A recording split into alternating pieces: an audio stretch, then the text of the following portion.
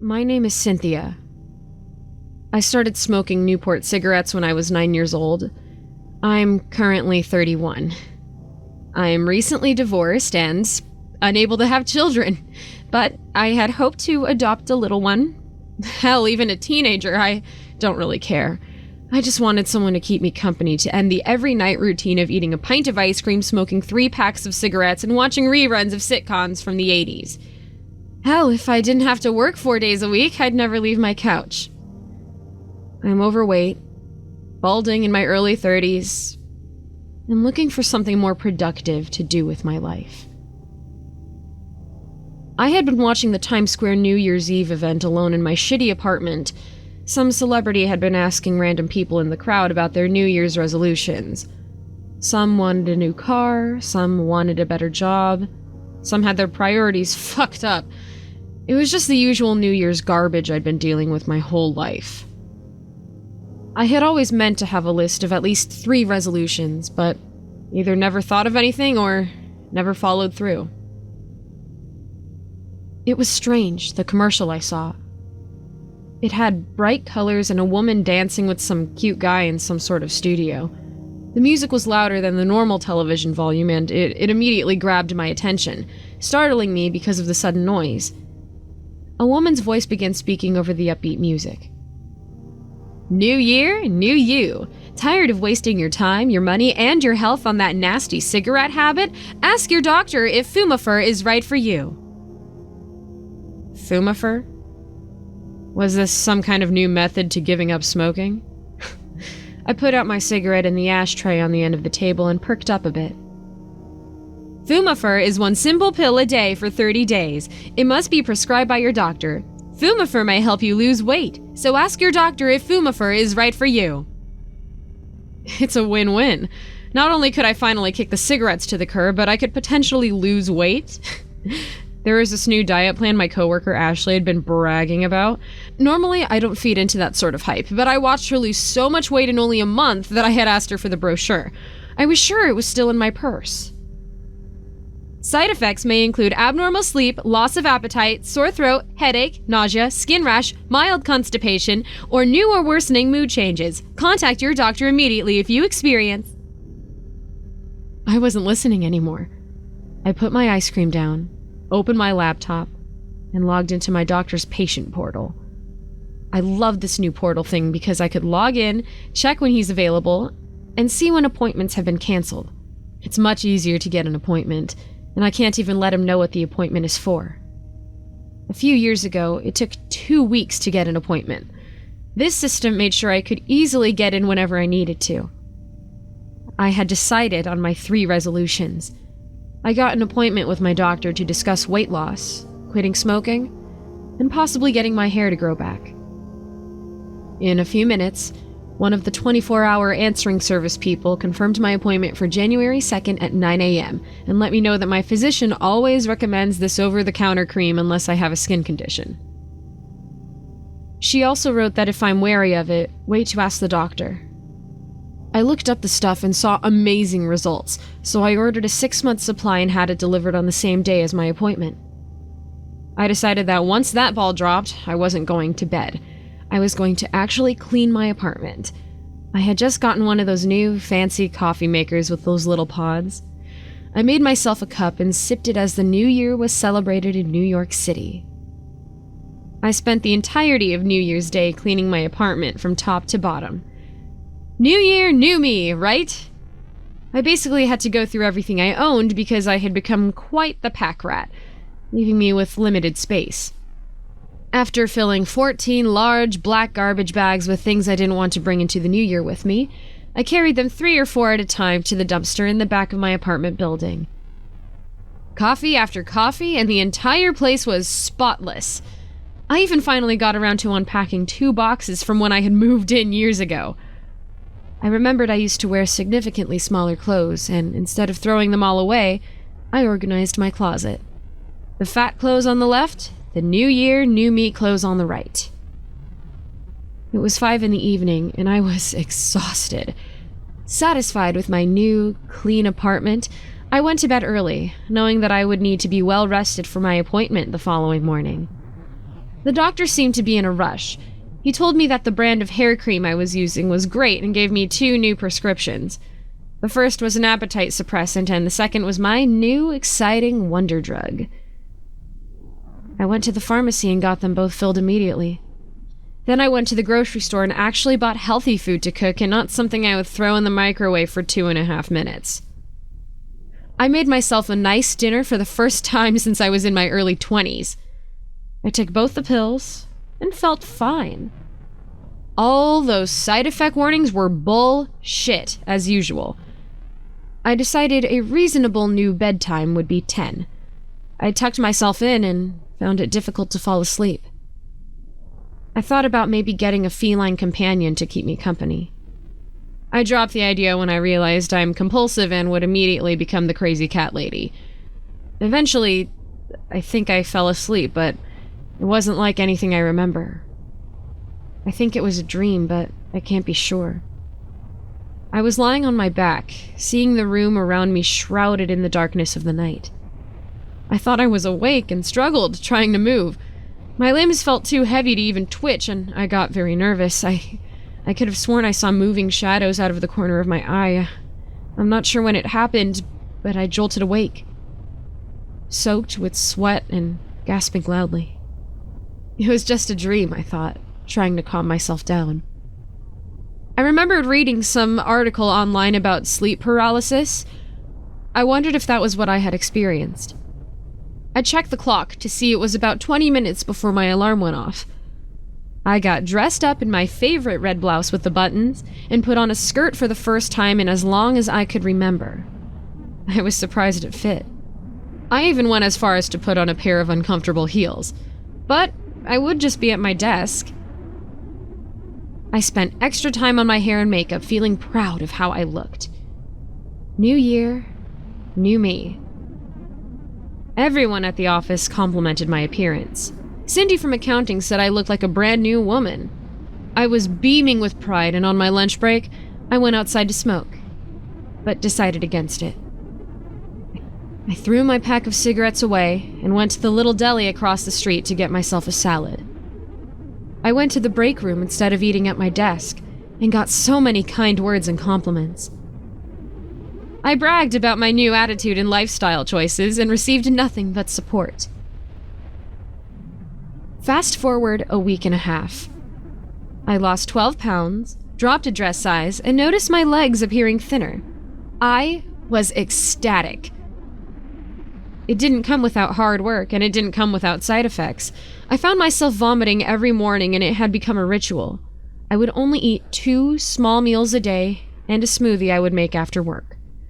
I didn't notice the hair growth cream working, and I knew it was supposed to take a month, but I didn't want to wait. Everything else about me looked better. I went and got my nails done, and they looked just as fancy as the younger girls in the office. I had saved a large sum of money for a new car, but decided the car could wait. I basically paid $3,000 to get hair put in and then have some kind of electricity thing scheduled once a week for 3 weeks. I was assured that if my hair was not growing normally within those 3 weeks, I would receive a full refund. I had only been to 1 grueling, painful session, but my head definitely felt different. The fake hair looked so real. I was told it would fall out when real hair grew in to replace it. So it sounds like everything was going great, right?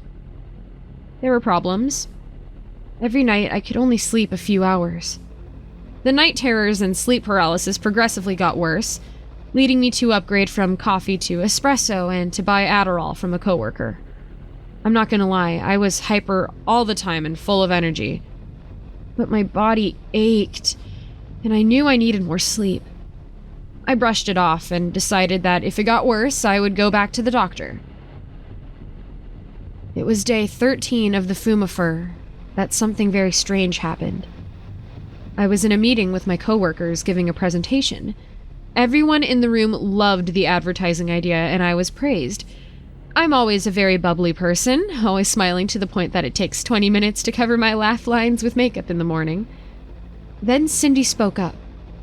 "I like the presentation," she said. "Fiscally, however, this isn't going to work. Normally, I would have smiled and asked her to explain and let me know what we could change. Disagreements happen all the time, but I'm not one to ever really get emotional. I always chuckle, apologize if I've wronged someone, and generally be kind to others just like my mother taught me. No one was ever mean to me, and if they were, I would reply so kindly that they would always be nice after that. My smile drooped into a frown I didn't know I was capable of. "What do you mean?" I said, suddenly feeling like I was holding back tears. "It's a minor adjustment," she clarified. "We may want to start with only 5,000 or 6,000 brochures, test the waters, and—" "No!" I gasped, feeling a tear slide down my cheek. My behavior was not my own, and I was not in control. I literally stomped my feet twice like a child throwing a temper tantrum. "No, no, no! Stop it!" Ashley and Cindy exchanged confused expressions. Then Ashley got up and approached me nervously. "Cynthia, are you all right?" she gasped. "You're not yourself. What's going on?" "Nobody ever appreciates me," I said, raising my voice and shaking my head repeatedly. I compulsively began to slap myself repeatedly in the face. Everyone in the room gasped, and Ashley made a move to grab my wrists. "Oh my gosh," she said, wrapping me in a hug. "Honey, no, we love you. It isn't about you. You're great, perfect even. Please, I think you're having some kind of problem and we should get you checked out." "This isn't okay. I'm worried. We're all worried." I suddenly felt humiliated. I covered my face and sobbed loudly, running out of the room and tripping over my high heels. I fell to the floor and curled into a ball, admitting defeat and screaming loudly. Before I knew it, I was rushed into an ambulance and brought to the local hospital. After evaluation and being given a sedative, I felt like my old self again. I felt humiliated and ridiculous for what had happened, but Ashley stood by my side and insisted I didn't do anything wrong and nobody was judging me. The doctor said I had a nervous breakdown, probably due to all the major life changes I was dealing with. Ashley held my hand and smiled at me. "See? You're all right and I'm so proud of you," Ashley said reassuringly. "The doctor sent me home with a month's worth of sedatives to take when I get nervous. I was told to get refills from my doctor. They weighed me once I calmed down and I couldn't believe it. That day alone, I was down 3 pounds. Ashley decided to drive me home that night, promising to pick me up for work the next morning so I could just take my car home the next day. She stayed with me, we cooked dinner together, and I told her about my 2 sides of my closet. She insisted that my clothes were starting to look way too big on me and basically rushed me into the bedroom to try on my small clothes. I fit into about half of the outfits and we decided to pop open a bottle of this wine I'd gotten for Christmas. I hesitated because I remembered the package on the Fumifer saying something about not drinking, but Ashley promised it would be fine. "You're home," she said with a laugh, pouring 2 completely filled wine glasses and handing me one. "Hell, if you lend me that blue dress, I'll stay the night to keep an eye on you. No need to pick you up in the morning, we'll just go together." "You'd really want to?" I asked. No one ever wanted to keep me company.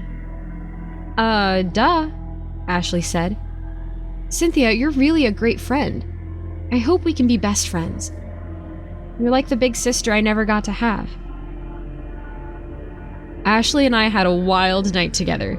We stayed up way too late and eventually passed out in the living room with Madonna songs playing on repeat.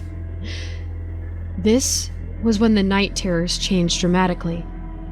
I wasn't just seeing shadows anymore. They weren't shadows at all.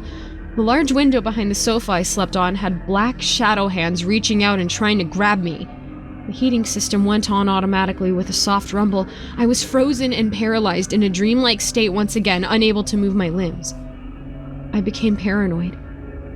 Or at least, I think I was being paranoid. I thought the heating system was talking about hurting me, and when the ice maker in the freezer made that annoying sound it always makes in my mind, it was like the refrigerator was talking to the heating system about raping me and Ashley. I woke up screaming. I startled Ashley awake, and she began forcing me to swallow sedatives while I screamed and cried about the appliances trying to rape us. After about an hour, I calmed down and felt fine again. This had really scared the shit out of Ashley, though. Ashley gave me a phone number for her psychiatrist. She confided in me that she took antidepressants and said I needed to call her. Ashley and I both took the day off work, and she drove me to the appointment. It was considered urgent enough to get me right in. Ashley waited in the car and took a nap, I think. I talked to the psychiatrist and told her about the sedatives. I felt like I was hiding the fact that I was taking diet supplements and Fumifer. I don't know why, but I felt ashamed of who I had once been, and I was about halfway through my month-long plan. A couple of incidents were no reason to spoil it. Plus, I couldn't open the can of worms of me buying Adderall. She seemed to think it was stress, prescribed me a stronger sedative, and even gave me a sleep medication. She warned me that it could be very addictive, and that she would only write it for a month to regulate my sleep schedule. Ashley took me to my car, we hugged, and agreed to do brunch the next day. I filled my new prescriptions and realized I spent an awful lot of time in pharmacies these days. I had a lot of time to kill, so I walked down Main Street and looked at all the stores. I wasn't saving for a car anymore, and I thought treating myself would help brighten up the bad week I was having. I bought a lot of new clothes, and for some reason when I tried some of them on, they were too big. I wasn't sure how, but the size I had tried on the night before was too loose, and the woman suggested a size 2. I hadn't been size 2 since college. I bounced up and down happily and brought a dozen bags to my car, ignoring the fact that I had just blown over $500. I decided, new year, new me. I even went to this place down the street Cindy had gotten her adjustments made. I had wrinkles, and with my hair sorted out, I wondered if I could get injections like her. Her face looked so great. They tried to warn me that insurance didn't cover it, it was quite expensive, and there were a lot of risks, blah blah blah. I realized if I played my cards right, I could get this done. I paid more than I bargained for. I was told to lie down and put a cold bag of peas on my face for the 2 hours. I rushed home, didn't bother to put my new clothes away, and listened to music while I waited. The concept of time just didn't make sense to me anymore. What felt like 1 minute had actually been an hour and a half. I just didn't understand time anymore, and I wondered what the drugs could possibly be doing to my brain. I was so close to being the perfect woman. And I even heard that one of the corporate attorneys was planning to ask me to dinner. My face felt numb, and apparently it would stay that way for as long as 2 weeks. I looked in the mirror and was happy enough with the results. New year, new me. Less time putting on makeup in the morning because those lines were gone, baby! I decided to stop the appetite suppressant that night. I figured if I kept eating healthy, I could maintain my new weight. I did, however, take the new sleeping medication and the Fumifer. It was alright at first.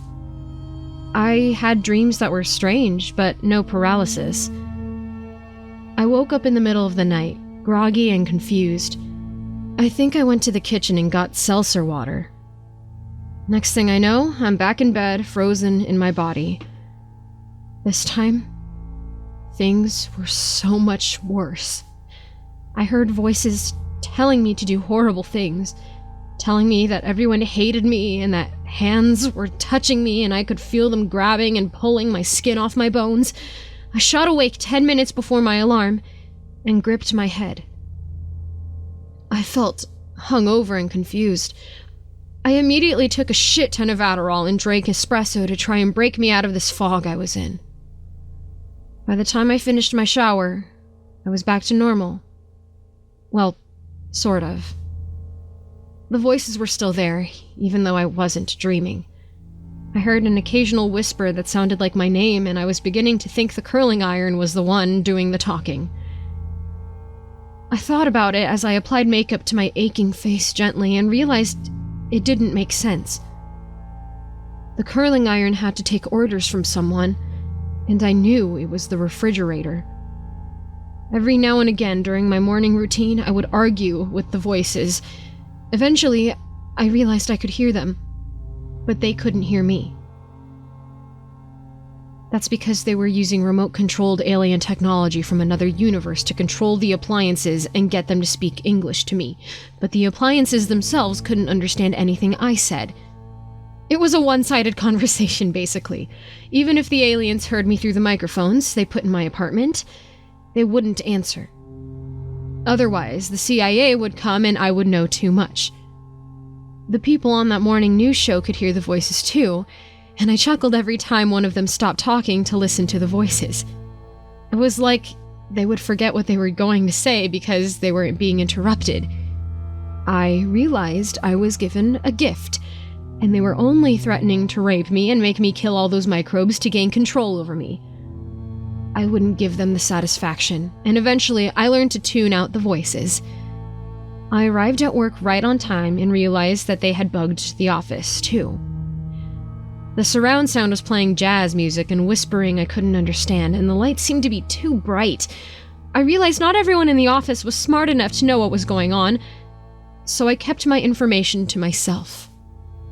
I didn't want the CIA to come and get me. Work was a blur. Countless pills were taken every time the voices got to be too much to handle. I even started seeing the shadows and the hands. But the pills made it easier because they kept a smile on my face. No one noticed that I knew the secrets.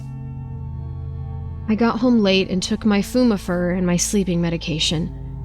While I waited for the sleep medication to work, I checked my email and turned on some music to drown out the voices.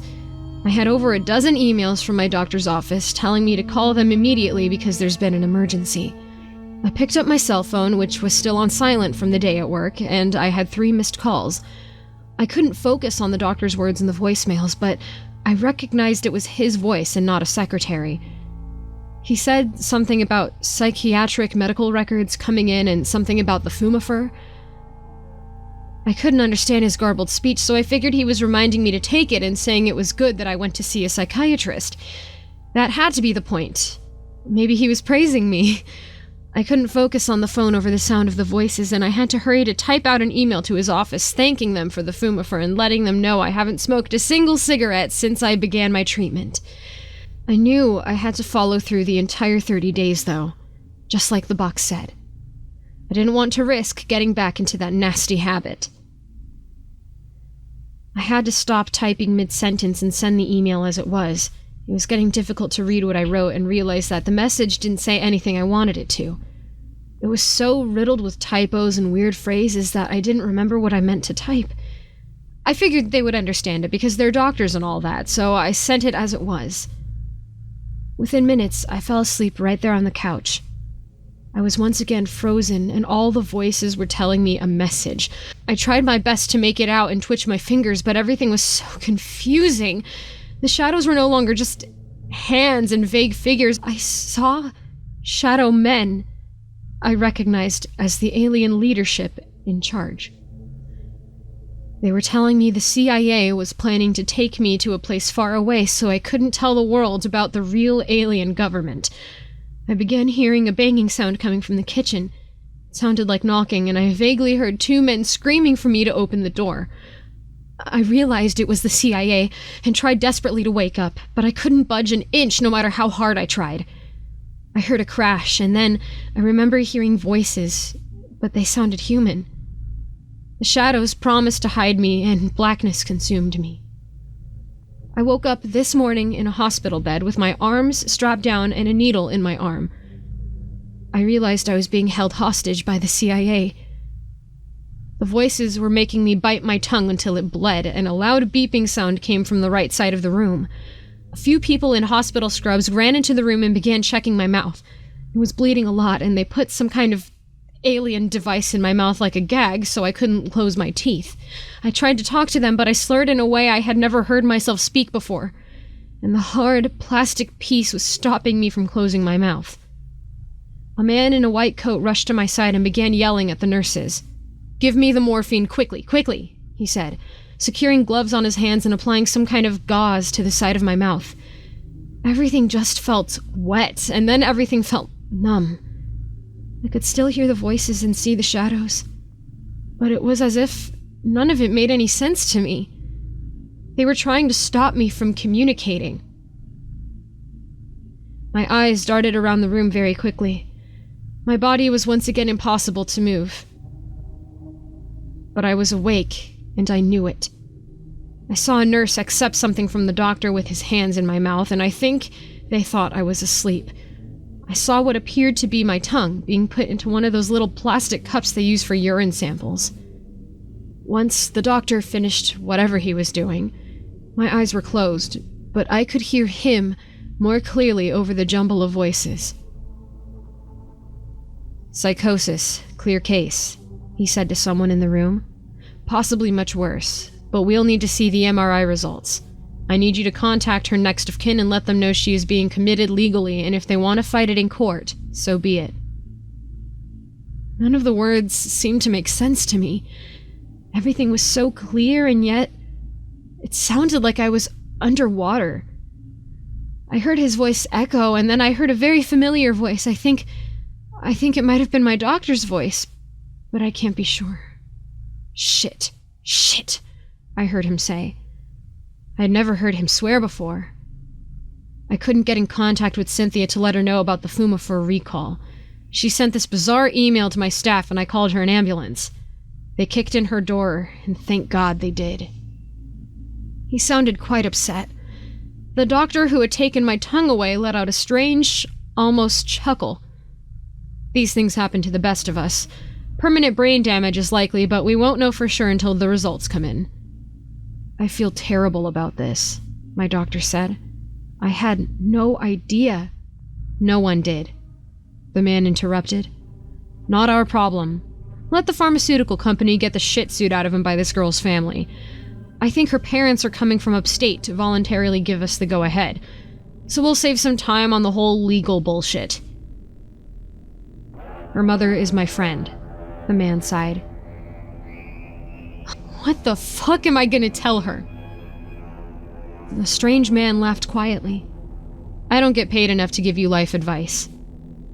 The female laughed and sounded like she was talking to the strange doctor. It sounded like they were leaving, because even though they sounded far away before, they sounded even further in the distance, and in moments, I couldn't hear them at all. I just heard some weird gargling noise that left me feeling anxious and a bit confused. "I don't know if you can hear me," my doctor said. "Cynthia, I'm so sorry." "Of course you can't hear me." "Get a hold of yourself, Jack." "Right, okay. I'm talking to a vegetable. I need a drink."